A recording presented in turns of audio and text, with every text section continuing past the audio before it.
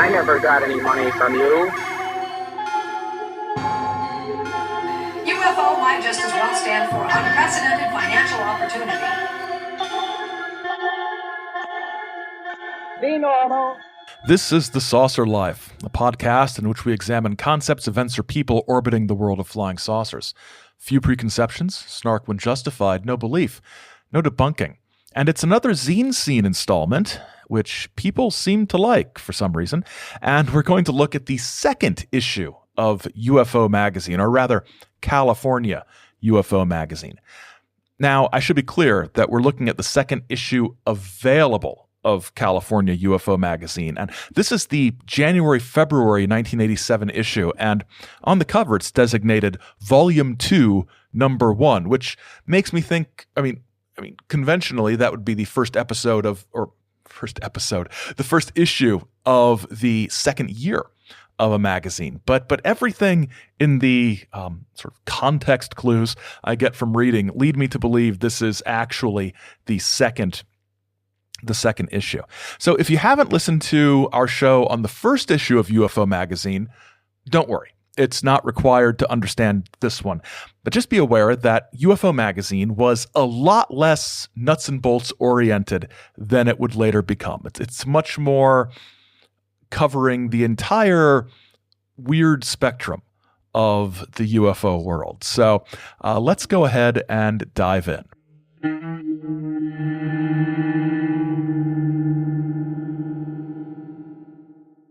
Okay, so let's start with the cover. Like the first issue, it's printed in limited colors to keep costs down, and the guts of the magazine itself are black and white.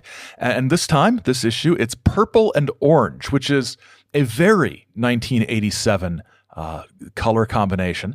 The logo is sort of California in tiny letters, and then UFO in a sort of LED style. Think old calculators.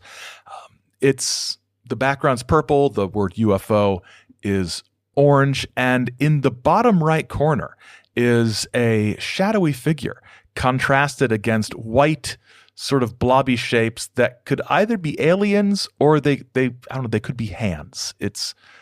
I'm not sure. It's a strange cover. And the first thing we see upon turning the page is an ad that is styled like a formal invitation. VIP Parties, Very Important Parties, is holding a series of networking parties throughout 1987. A fundraising benefit party for California UFO is tentatively scheduled for late January at Vertigo, 1024 South Grand at Olympic. Entertainment will include extraterrestrial channeling session, UFO investigators, videos, art costume contest, dance performance, dancing, networking. Cost $20. I'm not sure there's anything that fills me with dread more than the phrase networking parties. But this is a fundraising benefit network party, I guess, for California UFO Magazine. There's some things that I think are striking about this. The first is that the name of the company is VIP Parties. And then in parenthesis, as you heard, below that it says Very Important Parties. So that's what the VIP stands for. So the name of the company is Very Important Parties, like ATM machine. A small thing, a thing that doesn't make me angry or doesn't get me upset. It's just, did nobody who loved these people catch that before this was printed? Another thing I really enjoy about this is that this is apparently in print in the UFO Journal of Record. Confirmation that channeling and UFO investigation are officially entertainment, which is a useful legal dodge. And I wonder if this was ever cited in any fraud cases. Well, I'm a UFO investigator, but for entertainment purposes only. It's very much like when the WWF sort of it acknowledged in court that that wrestling was entertainment rather than sports to get out of paying taxes in New Jersey. So it's a fun thing, and it's one of these parties that I wish I could have attended, because I have a feeling it was very small and awkward and strange. So there's an editorial that comes up next, and it is entitled History Report 2525. And it is a bit strange and a bit self-congratulatory. And I think I'm just going to let you hear this for yourself. In the middle of the next to last decade of the 20th century, two female journalists started a magazine called California UFO, named after a region known at the time for its tolerance of unusual ideas. The subject of UFOs was clouded in sensationalism and ignorance during those years, and the people who openly admitted to believing in them were looked at askance by the rest of society. It was a subject surreptitiously read about in supermarket tabloids, not a subject many serious folk would stand behind. Those few enlightened souls who did openly accept and study the subject fell into two distinct categories, each of which attempted to keep its distance from the other. The serious investigators don't like the stories we print about the psychic UFO channels or the contactees because they're trying to rise above the stigma of being kooks in the scientific community, and such stories negate the completely objective, provable data they are bringing to light, wrote the magazine's founders at the time of their second issue. The spiritual UFO believers have a little less to lose in terms of worrying about their image or credibility with their peers, but they do complain that we concentrate too much on the hardware aspects of the phenomenon. They don't see any point in dwelling on the physical evidence UFOs may or may not leave because they feel the phenomenon is a psychic, multidimensional area that might not be consistent with our knowledge of the material world. California UFO managed to please both camps somewhat, but neither completely. The general public was even harder to win over. Groups that we thought would rally behind us because it seemed to us our interests would overlap were afraid of the stigma our magazine would cast on their own credibility. Some were just plain not interested, the magazine's founders wrote. Science fiction people, futurists, and space exploration groups told us they had worked too hard and long to gain media credibility to endanger it by associating their names with us. We were a hot potato to them because we were too far out on a limb. It was one thing to talk abstractly about extraterrestrial life as an artistic theme or an idealized future discovery, but the possibility that it might already be within our grasp of knowledge was frightening, or at least unacceptable to most people. 15 years later, when the mass landings started, the space beings made all such factionalism moot. They threw a big media party and invited everybody. The scientists, spiritualists, government and military officials, academics, science fiction fans, skeptics, metaphysicians, and anyone else who was interested. They sent a personalized invitation to California UFO with a scrawled message inside, which the founders have framed in their offices to this day. Thanks for helping to start the party. Do you have Walter Cronkite's address? What I get out of this, and apologies for that long clip, but as you heard, there's no good way to sort of trim this down. It's a very strange sort of thing, kind of a backward-looking piece of fiction using quotations from the editorial that I believe is supposed to be the editorial that we are supposed to be reading for issue number 2 about all of this. And I think this is speculation on my part. I think what happened is that there was a first draft of an editorial that was about the different opinions on that first episode of UFO Magazine and sort of a meditation on factionalism within the UFO community. And it was probably very straightforward and boring and didn't really have an angle to it, and other than most likely sounding defensive about their approach. And so they said, Vicky Cooper said, well, why don't I reframe this as this voice from the future looking back and quoting little bits, relevant bits of that editorial that I've decided I don't want to use. I don't know if that's how it worked, but that's sort of what I imagine happened. And I'm not sure if this entirely works as an editorial because, I don't know. I'm not sure. I like it. But the letters to the editor certainly do reflect that that very interesting conflict, and it does highlight the ongoing tension between ufology's attempts to be scientific on the one hand and other elements of the field having a more freewheeling attitude. For example, Bill Cox of Santa Barbara says this. I recommend that you make your decision from the start to be as scientific as possible and to avoid sensationalism. There are a lot of self-deluded and deluding persons out there who make unsubstantiated claims. We are to believe what they say merely because they say so. This we know, as we have correspondence going back to the late 40s. These people will put off serious contributors and supporters. On the other hand, if you go the straight academic route, with too much math and psychology and too many PhDs who pretend to be for UFO investigation when they're really out to shoot it down, they can ruin your effort. Be rational and scientific, but watch out for those people who are rational and scientific for a living because they're out to get you, I guess. In a similar vein, Leon, I want to pronounce this, Makajian of Santa Monica writes the following. I have found this magazine and the 24-hour UFO hotline to be full of fantasy. Without any careful analysis, an unknown object seen in the sky is concluded to be a UFO. Because of this, the public is being misled. If all this nonsense is really taking place, why isn't there a genuine photograph of a UFO? Anyone can just draw a picture of a flying saucer and publish it in a magazine. Even business is being made out of these absurd fictional reports. Hopefully, this fantasy will soon be replaced with unexaggerated reports. Editor Vicky does respond to this letter, pointing out that when they have a larger staff and budget, they are going to be able to investigate UFO cases on their own. But until that time, they are serving as a sort of collection point and a forum, printing the findings of others with, quote, as much evidence or supporting details as exist and letting our readers judge for themselves, end quote. Cooper also clarifies that UFO Magazine, California UFO, and the UFO Contact Newsline are not connected.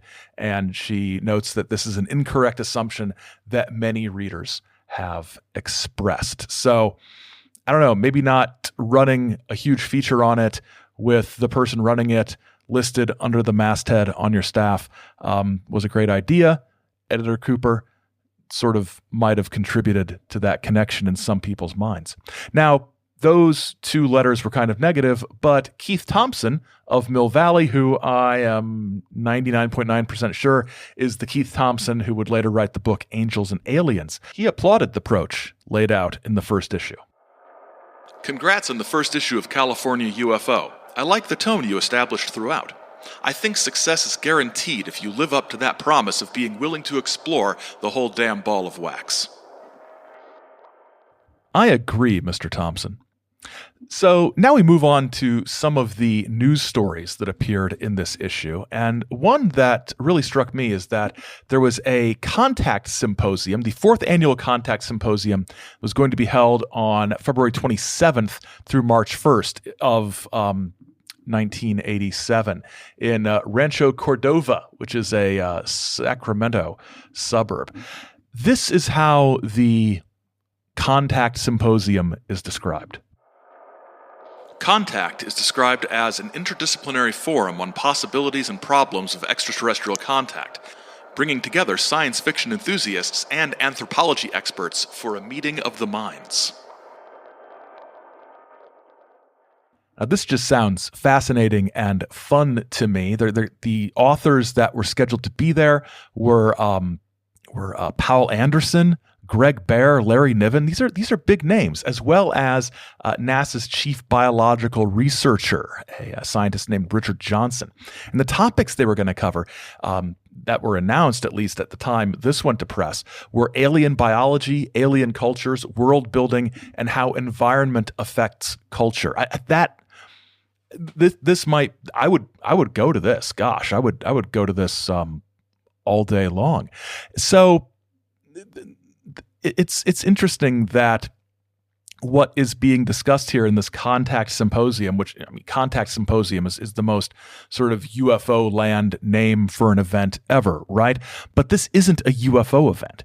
This is sort of a collaboration between people who make a living conjuring up believable or plausible or identifiable alien environments, and getting input and interaction and sort of collaboration between fiction authors and scientists who might have like things to add. This isn't a UFO thing.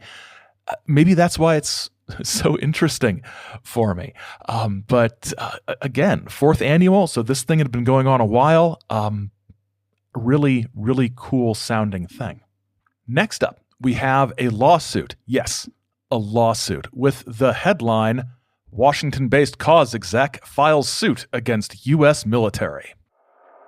Larry W. Bryant, director of the Washington, D.C. Office of Citizens Against UFO Secrecy, has filed suit against the Departments of Defense, Army, and Air Force in response to perceived injuries following publicity efforts on behalf of cause. Filed November 13th at the U.S. District Court for the Eastern District of Virginia in Alexandria, the free speech lawsuit seeks relief on 2 counts stemming from an advertising campaign Bryant recently initiated in various military publications across the nation. In his suit, Bryant asserts that branches of the U.S. military were instrumental in censoring or rejecting cause ads, particularly one charging that military medics performed secret autopsies on crew members of a UFO that crashed 30 years ago. The ad also asks witnesses to step forward and aid in a Freedom of Information lawsuit to make the records public.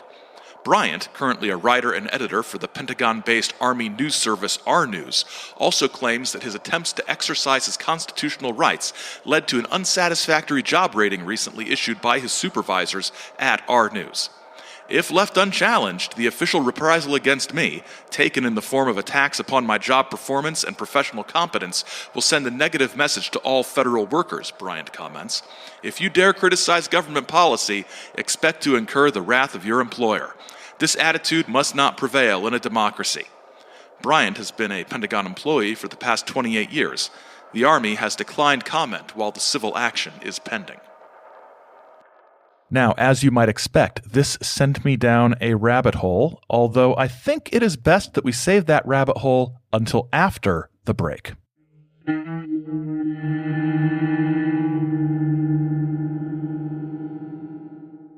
All right, so coming up, by the time you hear this, unless you're on the Patreon and you heard this a few days ago, by the time you hear this, when this episode drops, I will be on the road to Missouri for my semi-annual-ish, paranormal-ish road trip. And I'm going to Missouri for a number of reasons. Initially, I was going to check out Cape Girardeau, where there was apparently a UFO crash back in the 40s.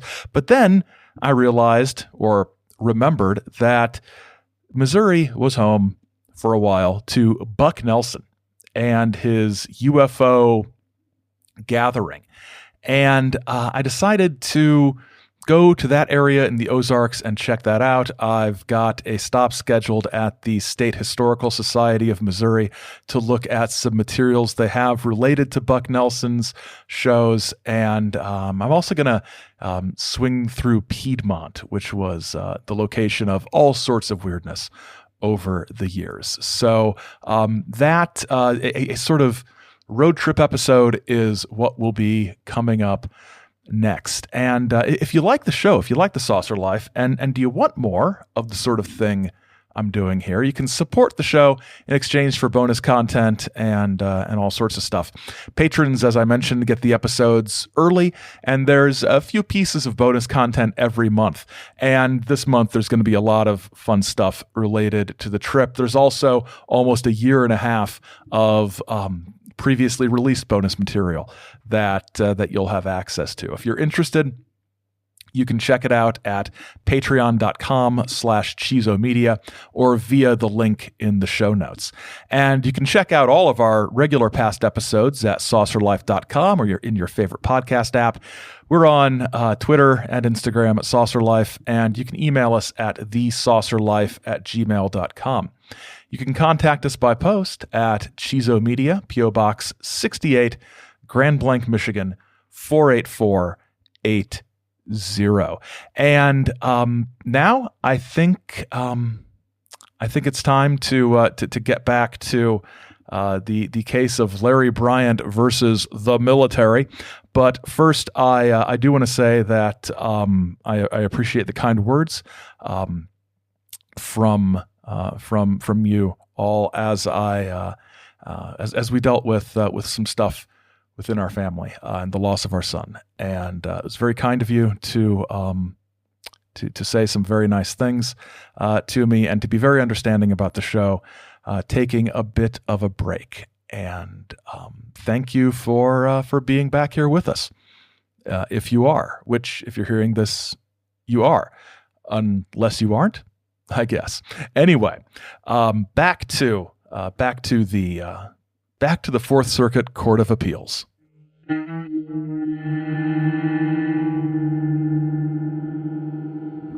All right, so like I said, this sent me down a rabbit hole, which eventually led me to Larry W. Bryant, plaintiff appellant, versus Dick Cheney, Secretary of Defense, John O. Marsh Jr., Secretary, Department of the Army, defendants appellees, and Donald B. Rice, Secretary of Air Force, defendant. Now, this was a case decided by the Fourth Circuit Court of Appeals on December 25th, Christmas, 1991. Larry Bryant appeals a judgment against him after a bench trial in his action against the Secretaries of Defense and the Army. His suit sought declaratory and injunctive relief against adverse employment actions in retaliation for his attempts to expose an alleged government cover-up of visits by unidentified flying objects, or UFOs. We affirm the judgment. So, just from that at the beginning, we affirm the judgment at the end. Just if you're not familiar with appeals cases, that means basically Larry loses his appeal.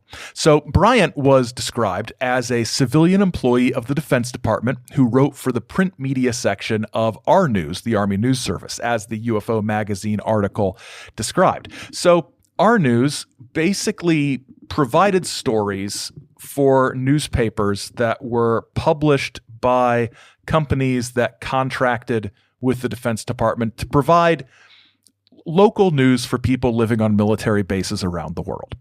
Bryant had always gotten, the court decision talks about, always gotten job review ratings of exceptional, except for his very first one, which was unsatisfactory. This was back in 1985, and as the court says, quote, the 1985 rating is the genesis of this suit.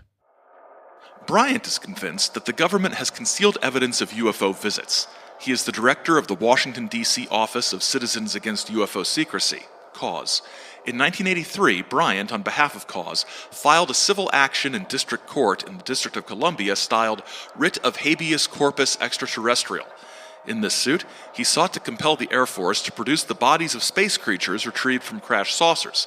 This suit was eventually dismissed, but not until it had generated a good deal of publicity. Now, throughout 1984 and 1985, Bryant had attempted to place classified ads in many of these Our News-supported newspapers. According to the court, quote, he sought information from the paper's military audience about the government's alleged cover-up of the UFO menace, end quote. In these ads, Bryant did not identify himself as a government employee or anything like that. He wasn't abusing his position. Some were printed, some ads were printed, others were rejected. Now, the rejections kind of irritated Bryant, and in one case, he wrote a letter to the public affairs officer at Fort Dix, complaining about the fact that the base newspaper would not run his ad. The recipient, according to the court, quote, considered the letter rude and threatening. Now, all of these activities on Bryant's part coincided with editorial changes at Our News designed to improve the quality of stories. A new layer of editorial oversight was added, not because of Bryant. This was just an organizational-wide change. And this is what led to Bryant's unsatisfactory rating, which was due both to his writing quality and his attitude toward the new editors. With coaching, Bryant's next review reflected improvement, and the unsatisfactory rating from his 1985 employment review was expunged from his personnel file. Nonetheless, Bryant filed his lawsuit in 1987, claiming that he was being discriminated against and his rights were being violated because he was unfairly singled out because of his views about UFOs and his attempts to entice members of the military to assist him in his Freedom of Information Act efforts. The lower courts had rejected this claim, and initially, the appeals court affirmed that rejection because, among other things, quote, federal employees aggrieved by personnel actions are limited to the remedies provided by the Civil Service Reform Act, end quote. Thus, a constitutional claim of free speech being violated was the wrong sort of venue for Bryant's concerns. Now, the Supreme Court kicked this back to the Fourth Circuit because during this time, there had been other cases, not really about Bryant's at all, but touching on the topic of whether or not federal employees could sue over civil liberties issues in the course of their employment. There was a case in 1998 that established a precedent that yes, this could be done. So the case is kicked back to the appeals court for a redo, which I'm not sure, but I am almost positive Bryant proclaimed as the Supreme Court upholding his claims, which absolutely wasn't the case. So this new appeals ruling emerges, the one that we're looking at now. And they ruled that the lower court rejecting Bryant's claims was correct, and it's again affirmed because there were two other reasons for the rejection of his claims that did not rest on whether or not a disgruntled bureaucrat could use the Constitution as a defense against bad job reviews. The first was that Bryant lacked standing to seek the declaratory and injunctive relief that he sought. Precedent, a case called Lyon, states clearly that there has to be a real injury that could be relieved by the court, not simply the potential for an injury, as the court explained. We agree with the appellees that Bryant lacks standing under Lyons. Bryant's advertisements have been printed in the Civilian Enterprise newspapers. His unsatisfactory rating for 1985 has been expunged. The author of that rating, Captain Surface, has been reassigned, and Bryant's current supervisors have given him stellar evaluations. In essence, Bryant is now asking us for a declaration that an expunged employment evaluation was unlawful and for an injunction against adverse treatment that he can show no indication will recur. The injunctive and declaratory powers of the federal court are broad and vital to justice, but Article 3 simply precludes their empty use to enjoin the conjectural or declare the fully repaired broken. Basically, the court does not have the power, or really any reason, to say, you know that situation that was resolved to your benefit? That was a messed up situation and they should have fixed it, which they did. So, hooray. There's another reason for rejecting Bryant's claim as well. Though we affirm because of the constraints of Article 3, we would be remiss if we did not note that Bryant's claims were fully tried and found wanting on their merits. The district court found that Bryant failed to prove that his protected speech was a substantial or motivating factor prompting the adverse employment action. The court then went on to find that even had Bryant made such a showing, the defendants had satisfied their burden of proving that the same action would have been taken notwithstanding the protected First Amendment conduct. In other words, Larry Bryant got a bad performance review because he was bad at his job. Then he got better at his job, and they improved his job performance reviews to reflect that. The UFOs had nothing to do with it. They had enough documentation and enough proof to demonstrate that the unsatisfactory rating he was given was because of his actual job performance. Which, is kind of disheartening if you're Larry Bryant, I would imagine, although, it's the UFO field. The court was probably in on it. Now, That earlier action that had generated a good deal of publicity in the court's words, the habeas corpus extraterrestrial ploy, it was covered by the UPI wire service on July 14th, 1983. Citizens Against UFO Secrecy filed a writ of habeas corpus extraterrestrial to force the government to release more than a dozen ETs supposedly found in crashed flying saucers, the group's director said on Thursday.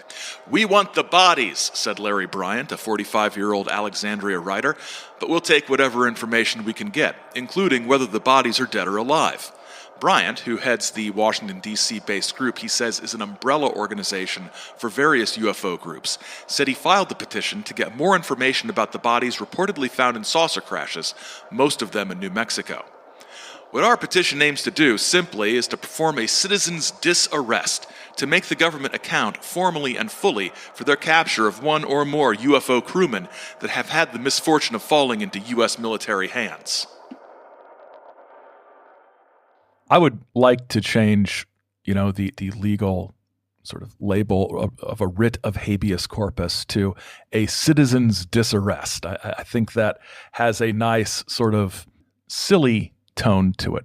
Now, the evidence on which Bryant was basing these claims was something we're going to have to look at some point, but it impinges slightly on being a potential Roswell episode, and that is the so-called Guy Huttell memo. If you know about the Guy Huttell memo, you might know about this and are perhaps rolling your eyes or stroking your chin thoughtfully. For everybody else, it's one of the many documents that have surfaced from time to time around the whole Roswell thing that is mired in controversy. So we'll be covering that at some point. Actually, I'm making a list of all the sort of episode topics for the coming months based on this issue of UFO Magazine. It's great. So Bryant did this a lot. In 2000, he filed a lawsuit against the governor of Virginia, James S. Gilmore III, in which he alleged that the governor's administration was ignoring the public safety issue of the ongoing alien incursion and failing, quote, to identify, assess, and repel this clandestine invasion within Virginia. Indeed, Governor Gilmore, quote, refused even to acknowledge the existence of the invasion, end quote. According to the Washington Post, Bryant sought the following actions as relief for this horrible dereliction of duty by the governor of Virginia. Convene a special state grand jury under the Alexandria Court's jurisdiction to investigate the scope, impact, perpetrators, and methodology of this clandestine invasion. Appoint a state police task force to analyze and publish all available intelligence on the subject. Direct the Virginia National Guard to establish and operate a quick reaction force to impel these non-human, humanoid, alien entities yet to be apprehended and brought to justice. Afford to invasion victims the same victims' rights counseling, comfort, and protective measures as any other victim of criminal activity. Okay, as you might imagine, this went nowhere. Bryant died in 2020, and his papers are now in the possession of the Woodson Research Center at Rice University, which is currently in the process of processing them. I didn't think those words through correctly. It looked right when I was typing it out. So that was a bit of a rabbit hole. And I think an episode dedicated to citizens against UFO secrecy in general should be in our near future. So I will pencil that in. I like things like this because often you have a very, not always, but often you can find a good paper trail of things like appellate court rulings that give you some insight with which you can compare, what the courts thought of something as opposed to the press release spin of we've got the killer lawsuit that's gonna, bring us the alien bodies. So definitely we're going to be getting into cause and more Larry Bryant, and I think what's his name, Peter Gersten was part of that as well. So we'll be getting into that in the future. So back to the magazine. In one of the opinion columns, Bill Moore of whom we've heard a bit in recent episodes, had a piece that was critical of contacteeism entitled "The Skeptic Challenges Space Brother Messages," with Space Brother, of course, being encased within sarcasm-laden quotation marks. One of the most curious sidelights of modern UFO research, especially in recent years, is the alleged psychic channeling of messages or contacts from presumed space brothers or similar UFO-connected entities to or through human beings. Literally thousands of individuals from all walks of life have claimed such experiences. In most cases, the alleged communications are said to be for the general good of mankind. Many fall into the categories of mystical, religious, or semi-religious experiences. Almost invariably, those who accept the content of such messages as being valid communications from extraterrestrials do so solely on philosophical rather than scientific grounds. So it's something, a strand of ufology that was there from almost the beginning, that has thousands of claims of such experiences floating around, but it's just a curious sidelight to the real scientific, rigorous investigation of UFOs. Later on, Moore engages with us in a thought experiment about contactee-style messages. Next, imagine a malevolent race of highly advanced aliens whose sole purpose, for whatever reasons, is to completely conquer and enslave planet Earth. There are, of course, a number of ways to go about this, the messiest of which is wanton wholesale destruction. More subtle, however, would be to quietly deceive a certain segment of the native human population into believing that aliens are really benevolent space brothers who have come to save the planet and lead the human population into a utopian new age. And, knowing that a significant portion of the planet's population is already expecting their world to be saved by a second coming, an expectation of many Christians, what better way to accomplish such a takeover than to stage just such an event at precisely the right moment, thus setting the conditioned faithful effectively against the heathen of the world who would oppose such a move? That's interesting. What would it be like if a group of people decided to use a particular brand or style or viewpoint about alien actions to deceive a certain segment of the naive human population? How would that go, Bill? Any idea?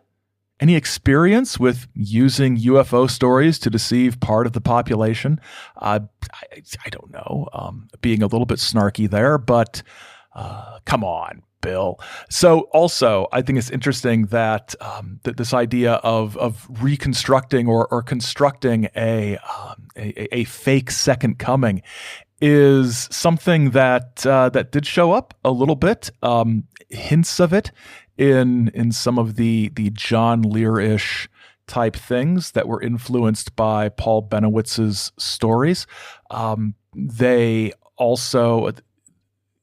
These ideas also sort of prefigure Serge Monast's Project Bluebeam ideas about a holographically constructed series of events and things like that. So it just jumped out at me a little bit that Bill Moore might be telling on himself just a little bit in this column.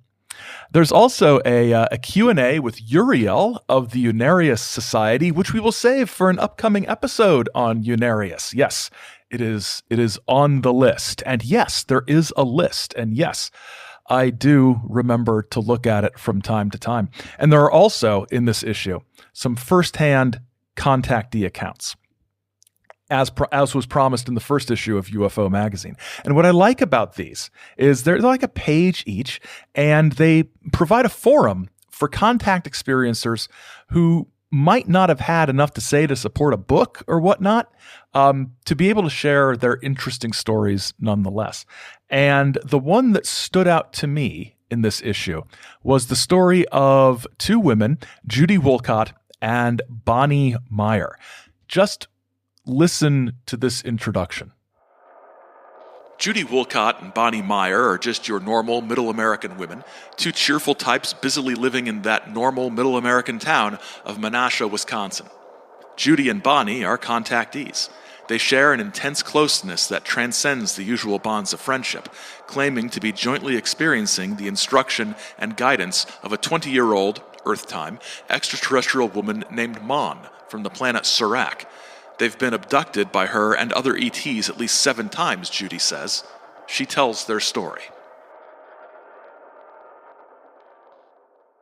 So, the planet Surak. So, Surak. Surak could refer to a few things. One is a city in Iran. One is a mountain in South Korea. Surak is a surname ranked currently at 94,730th place in popularity in the United States, according to namecensus.com. I don't think any of these are where the name Surak for the planet came from. Surak was an ancient, revered leader among the people of Vulcan on Star Trek, and it was Surak who introduced the philosophy of logic as a way to help the Vulcan people overcome their violent divisions. I think that's what we're looking at here. So, how does Judy describe herself and Bonnie in terms of their perspective on UFOs and UFO belief? Oh, we're the girls who boldly used to say that if an alien landed in our backyard, we'd invite him in for coffee. Sure we would. We used to ride around after UFO meetings till 2 or 3 a.m. chasing UFOs. Of course, we also found every radio tower light, helicopter, and low-flying aircraft in the area, but we really did see hundreds of authentic craft. Amazing how, if you look hard enough for a UFO, sometimes you might just find one.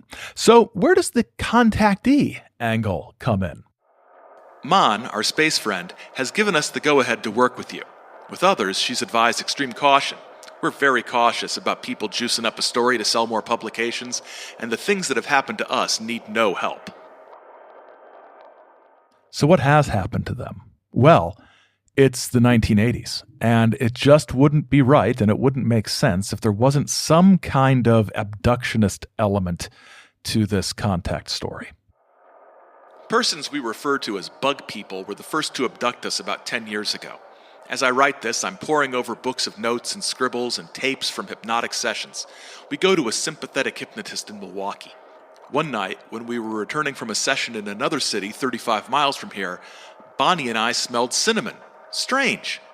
I had stopped to buy a bag of Cheetos. My car runs on gas and I on Cheetos. And as we were driving down the highway, I rolled up the bag and placed it on the floor. But then I suddenly wanted more Cheetos. And I saw a fog all around me. Not the car, just me. Bonnie said, "Gee, that's funny. We just left Fond du Lac, and here we are at the filling station in Oshkosh already." When I got home, my husband was teasing me, asking about our long ride. It was 2 a.m. We'd lost 1.5 hours. My car runs on gas, and I on Cheetos. It is almost poetic in its simplicity, and indeed in its truth. So, Mon, their friend Mon, this is interesting because you've got this contactee sort of thing. They've got their space friend, but they're abducted by the bug people. But we don't really hear much about that, but we do hear more about Mon. Months later, Mon told us that the cinnamon smell was to alert us that something was about to happen. We had been abducted and were taken for a ride on the craft.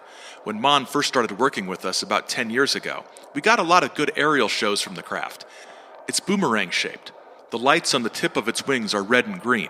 The rest, as many as they want to use, are only for the purpose of camouflage to make people think they're airplanes. The craft has 2 levels. The first time I remember seeing Mon, I was standing on board and saw this beautiful blonde girl and a tall, good-looking fellow at her side. I remember wondering why they kept looking at me and not saying anything. It's taken quite a lot of hypnotic sessions, a lot of quiet time, and a lot of long sessions with Mon to piece together all this for you. We had some sessions with her that lasted as long as 8 hours. We were not the only people she works with. Mon is a teacher who is here to help train us to work with people of Earth during the upcoming hard times. That's why when Bonnie and I are on board the craft, we never see each other. We're both in different areas being taught different things. Mon is now using telepathy and is coming through Bonnie. Some call it channeling. She says it's like reading a ticker tape. I carry on a conversation with Mon, and Bonnie is the mouthpiece. She's often told us that any time we work with aliens or people in spirit form, we should protect ourselves from negative forces by always using the white light of Christ for protection. We asked how to use the white light, and she said just to think it. Believe me, it works. We are always asking Mon just when we will get a ride that we can remember, or when we can meet her in the flesh and just sit and talk. We're ready. We know we are. But it's back to our hypnotist for more sessions. I want to hear more about the bug people. But instead, we get Judy talking a bit more about the philosophical aspects of her experiences. We thought we were ready for all this. After all, we've studied flying saucers and life in space for about 12 years now. We've worked with other people from other planets who look nothing like us. The barroom scene in Star Wars best explains how we all differ. The soul is the same. Only the outer body looks different. But the soul of every person is unique, like a person's fingerprint. They have what they call a soul computer, and all they have to do is check the computer to get the information they need. Bonnie and I just happen to have made a commitment to all this in a past life, so here we are. I had a hologram of a UFO appear in my kitchen while I was on the phone with Bonnie one day. Every time we get bored with it all, they do something to spark our interest, or to say, don't give up. We're definitely working together, learning together, laughing and crying together. There are a lot of things we cannot share because some who might get a copy of this magazine aren't ready for all this. No, indeed, we are not. So I tried to do a little checking about Judy and Bonnie, and there isn't a lot out there. There's a news story from the newspaper in Green Bay, Wisconsin, where they basically tell their story and emphasize, quote, "We are not kooks." And there's another interesting tie-in between Judy Wolcott and the supposed UFO crash in Kingman, Arizona. She claimed to have had letters that, or that it's a complicated story, but she has another little moment in the sun beyond her appearance here. And gosh, I'm gonna have to put a Kingman episode on the schedule now, aren't I? So we will hear more about Judy Woodruff in the future. So we've got this section of the magazine that has contactee stories, and in the same vein, we've got a feature that was in the last issue called Messages, which is basically pull quotes from prominent space beings conveyed to us through their human contacts. The first one they list is a group message from the Council of Planets that was directed directly at UFO Magazine, or California UFO Magazine. This message is for the magazine in California. We of the Confederation greet the people of Earth. We are here in peace to help you with your problems on the planet. Now is the time for the awakening of all the souls who have come to planet Earth. These souls have chosen to come to help in the time of disaster and turmoil. The awakening is upon us. We are here to help all that we can. The easiest way for this to be accomplished is to have people born on the planet, as they can more easily understand the problems of Earth. We who are born on other planets cannot understand your problems.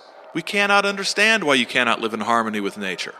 You must learn to live at one with the universe if you are to survive. Many will read this message and it will mean nothing. Those of you who hear this message and understand will realize that you are the ones who were born on planet Earth to help in its time of trouble. We will sign off now with love and light, as always. I find it very interesting that we have an alien, a space brother, conveying a message that's a bit different from a lot of space brother messages we get. Usually, George Adamski and all those other guys, their planets, Venus, Saturn, Clarion, wherever, they had gone through a period of warfare and disunity like the Earth is currently going through, like Vulcan went through before Sirac's teachings about logic showed them a better way. But this guy He's just like, we don't get you. If you're not from Earth, Earth doesn't make any sense at all. Listen to the people from Earth. They will help you. There's another one of these short sort of pull quote messages from Munka, who is part of Ashtar's circle of pals, and this irked me to no end. My last life upon the planet Earth was lived in the Peruvian age. At that time, I was known as Viracocha. My life in Peru was a very interesting life. We had our problems, as did all the countries which were pioneering and building the empires. To this day, you have ruins to prove the magnificent, unbelievable tasks performed in the building of irrigation systems, the wall, homes, temples. Okay, the irksome thing here is the Peruvian age. There was no Peruvian age. There were a number of states and societies and empires in that region, from the Inca to the Chavin to it's not just one thing. That this is the kind of misrepresentation and misunderstanding of ancient cultures that is pervasive, and I expect Munka to do better. What also irks me about this entire column is that there's no citations, just names and dates. Munka, 1985. Where were these things published? Where were they written? Who did they channel these messages through? I want to know more about this guy calling himself the ruler of Mars or Voltra of Venus. It's not particularly it's not particularly helpful. Why am I looking at this as a serious research tool to find out anything? But I don't know. It's my inner historian coming out. Where's the footnotes to this? Okay, getting to the end here, we've got their gossip column, and this is a longish thing, but I want you to get the full effect of this. This is a page of little things that they said were hot bits of gossip and underground rumblings in the UFO scene. And some of these things are, yes, I knew that. Some of these things are, that's interesting. And some of these things are, yeesh, that's kind of dumb. And I assume if I were to ask any one of you, we would all have different ways of categorizing each of these gossip bullet points as, being obvious, interesting, or dumb. Did you hear about the mysterious man who appeared at memorial services for Challenger astronaut Ellison Onizuka, presenting his widow with the actual flag the astronaut had taken with him into space? Air Force officials in attendance almost passed out. That's probably because if such a thing actually happened, it is the most tasteless sort of joke I can possibly imagine. Did you hear that the awesome security surrounding the top-secret U.S. bomber which crashed in mid-California a while back was so impenetrable for very different reasons than the ones publicized? Did you hear that some people believe Jesus' home planet is Venus? Yes, I have. Did you hear about the conspiracy between hostile aliens and the CIA to take over the world? Yes, but I would like to see a sort of novel about a CIA/MJ-12 turf war. Did you hear about the physics professor who believes that aliens may resemble fish more than any other life form? Did you hear about the reporter who was a Douglas Adams fan who thought he would ask professors what they think about the ideas presented in So Long and Thanks for All the Fish? I have a feeling that's where that story emerged from. Did you hear that the ETs in Close Encounters were modeled after data from an actual case? That a prominent UFO investigator was set up on false charges and jailed for being too open with his UFO info? Did you hear that according to the theology of some ETs, the Christian Trinity is actually protons, electrons, and neutrons? Did you hear that the string of earthquakes in California is a direct result of underground nuclear testing, and ETs have expressed their disapproval to the authorities here on Earth? That the late George Adamski, contactee, was a stooge for corporate fascists? I really like that they slipped this one in there. No snark of any kind. I love that. Or that America's top UFO debunker is a CIA operative? That field reporters for ABC TV plan to join a UFO entrepreneur on a trip to South America in hopes of catching a UFO landing on tape and conducting an interview with an ET? Did you hear that Earthlings were told to quit messing around in outer space until things are healed on Earth? Did you hear that some of these rumors might be true? Actually, those rumors were more fun than I thought. And I didn't have an opinion on all of them, but some of them, as you heard, I did have an opinion on. So we're going to close this out with the classified ads and one in particular. Galacticom Planetary Communique presents the messages of Ashtar, commander of the galactic fleets and representative of the Confederation of Free Planets. Editor Carol Hall, a.k.a. Alwyn, says she is the designated spokesperson on this planet for Ashtar and the Confederation. Galacticom is specifically designed to keep the populace posted on special communications from the command and increase awareness of the subtle effects of mankind's collective energies on the more etherealized ecosystems of our planet. Contact Carol Hall, Galacticom, P.O. Box 392, Menlo Park, California, 94026.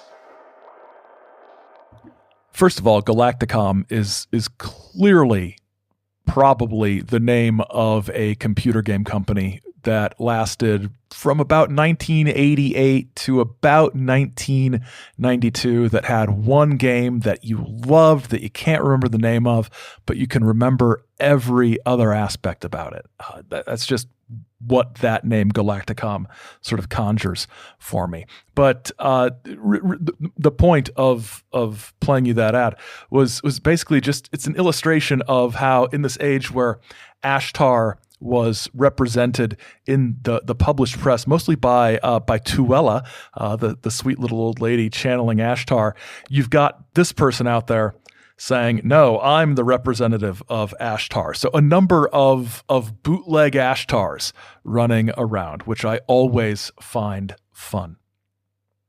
So this second issue of UFO Magazine is very much like the first, and there are some big stories in there that we didn't touch because they're going to be they're part of bigger episodes that may come along down the line. So I don't want you to get the impression that it's just weird contactee stories and pull quotes and classified ads. But there were stories. There's this Brazilian case that's spanning a few issues that we're going to look at, on its own, more in depth at some point. The Tuella Q&A, like I mentioned. But also there's this sense that the magazine is still finding its way, which makes sense because it's the second issue. But they seem committed to this idea that you can examine all the different aspects of this and give page space to a wide variety of opinions, and that this is the best way to do it. And this is what a good UFO magazine should do. As we, throughout this year, continue looking at these early issues of UFO Magazine, we're going to try to sense when that changes and why. But for now, let's just enjoy the fact that, there were some very sweet ladies from Wisconsin who had a friend from a planet named after a Star Trek character.